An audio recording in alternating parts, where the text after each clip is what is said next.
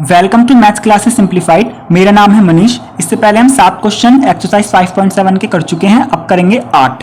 यहाँ पर है tan इनवर्स x और हमें निकालना है द्वितीय कोटि का अवकलज यानी second order of derivative d2y upon dx2। तो हम क्या करेंगे, पहले अपने क्वेश्चन को लेट कर लेते हैं y। तो y इज इक्वल टू है tan इनवर्स x। अब हम क्या करेंगे, दोनों तरफ लिखेंगे d अपॉन dx। तो d अपॉन dx लिखेंगे LHS में भी और d अपॉन dx लिखेंगे RHS में भी। अब हम जानते हैं tan इनवर्स x का जो फॉर्मूला होता है डिफरेंशिएशन, वो होता है 1 अपॉन 1 प्लस एक्स स्क्वायर। तो हम इस tan इनवर्स x को क्या लिख देंगे, 1 अपॉन 1 प्लस एक्स स्क्वायर। तो इस तरीके से दो लाइन में ही हमारा dy बाई dx तो निकल चुका है।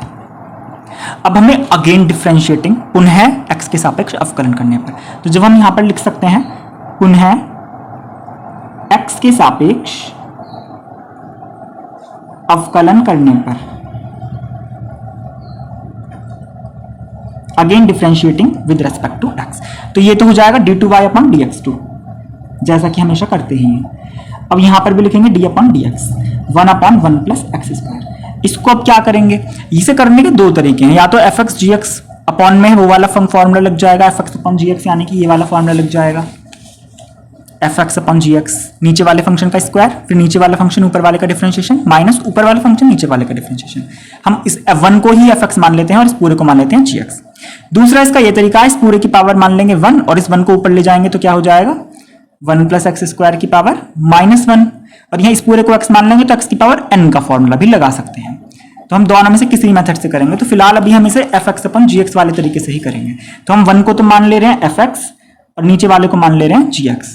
तो हम फॉर्मूला लगाएंगे, तो फॉर्मूला क्या होता है, नीचे वाले टर्म का स्क्वायर यानी 1 प्लस एक्स स्क्वायर का तो होगा स्क्वायर, फिर लिखेंगे नीचे वाली टर्म यानी 1 प्लस एक्स स्क्वायर।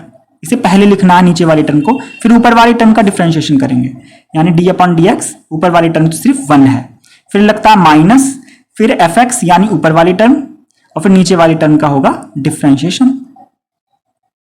नीचे वाली टर्म क्या, 1 plus x square.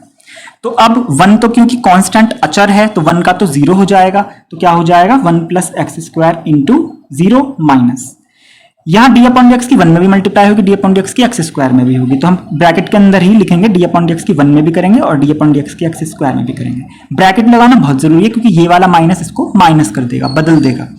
Upon 1 plus x square का होल स्क्वायर हम ऐसे ही लिख देंगे, क्योंकि 0 किसी के भी मल्टीप्लाई में हो तो पूरा 0 हो जाता है, इसलिए हो जाएगा 0 माइनस 1 कांस्टेंट है, ये भी 0 हो जाएगा, प्लस एक्स स्क्वायर है तो x की पावर n का फॉर्मूला लगेगा जो कि होता है n x की पावर n माइनस 1, और नीचे वाली जो टर्म है वो हमारी ऐसी ही रहेगी।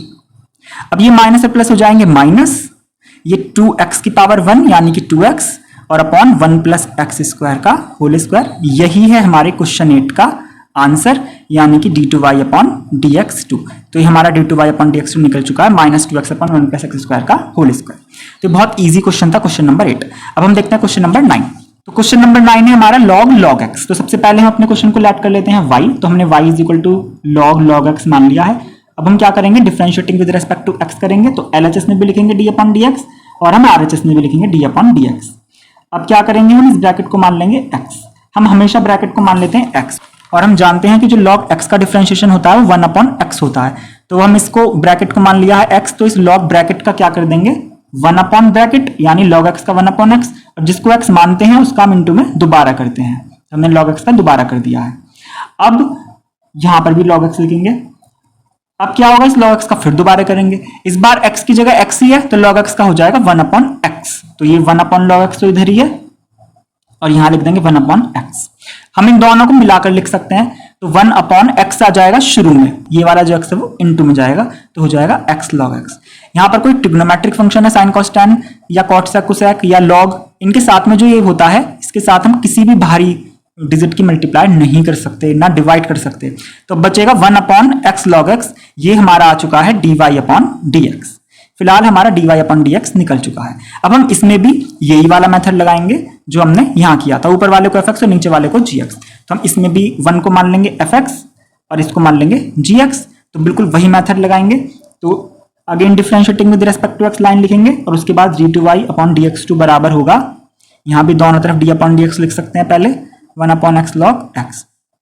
उसके बाद हम क्या करेंगे, एक बड़ी सी खींचेंगे लाइन और नीचे वाली जो टर्म है पूरी x log x, तो नीचे वाली टर्म का करेंगे स्क्वायर, तो ब्रैकेट लगा के स्क्वायर करना है, फिर लिखेंगे नीचे वाली टर्म जैसा ऊपर किया था अभी क्वेश्चन में x log x, और ऊपर वाले टर्म का डिफरेंशिएशन, फिर माइनस ऊपर वाली टर्म और नीचे वाली टर्म का डिफरेंशिएशन, ऐसे ही होगा।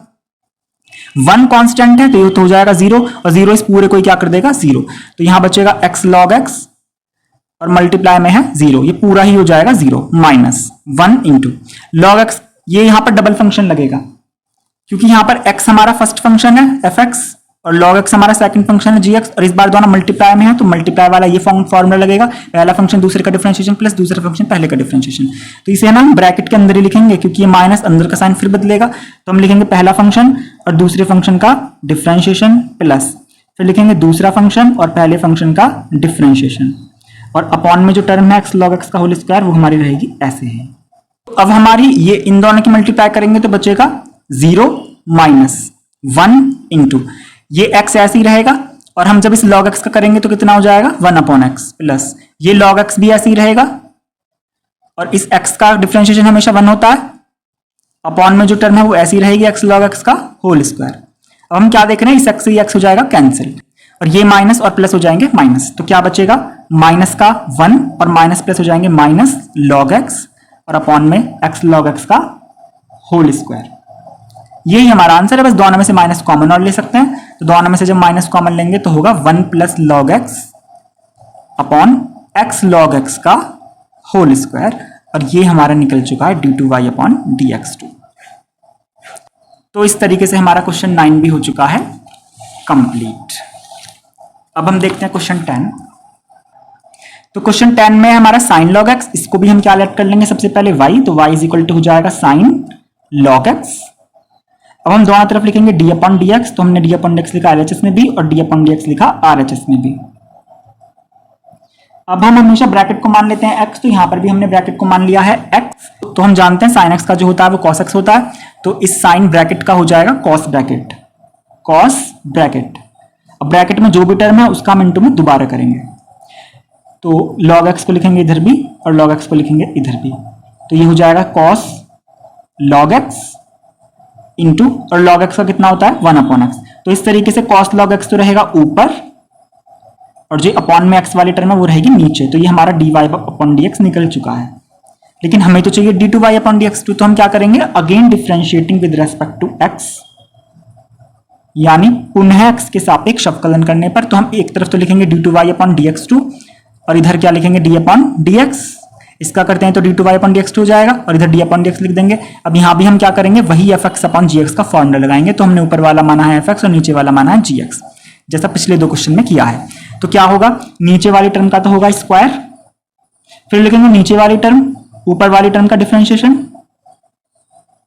फिर लगाएंगे माइनस का निशान, फिर ऊपर वाली टर्म, फिर नीचे वाली टर्म का डिफरेंशिएशन, नीचे वाली टर्म है x।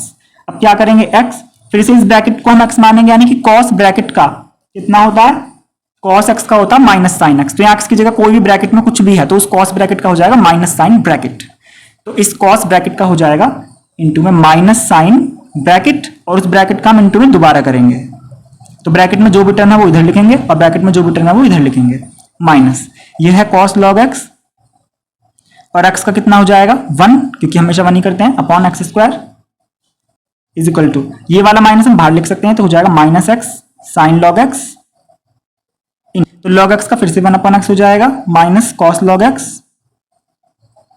और अपॉन में क्या है x स्क्वायर, यहां पर ये वाले x से ये वाला x हो जाएगा कैंसिल, तो कितना बचेगा माइनस साइन log x बचेगा ऊपर और माइनस cos log x बचेगा, और अपॉन में क्या बचेगा x स्क्वायर। अब हम दोनों में से माइनस माइनस ले सकते हैं कॉमन, तो जब हम दोनों में से माइनस माइनस कॉमन लेंगे तो यहां बचेगा साइन log x और ये हो जाएगा प्लस, और यहां बचेगा cos log x, और अपॉन में क्या है x स्क्वायर। तो इस तरीके से ये हमारा निकल चुका है d2y अपॉन dx2। तो इस तरीके से हमारा क्वेश्चन नंबर हो चुका है 10। तो हमने देखे क्वेश्चन 8, 9 और 10।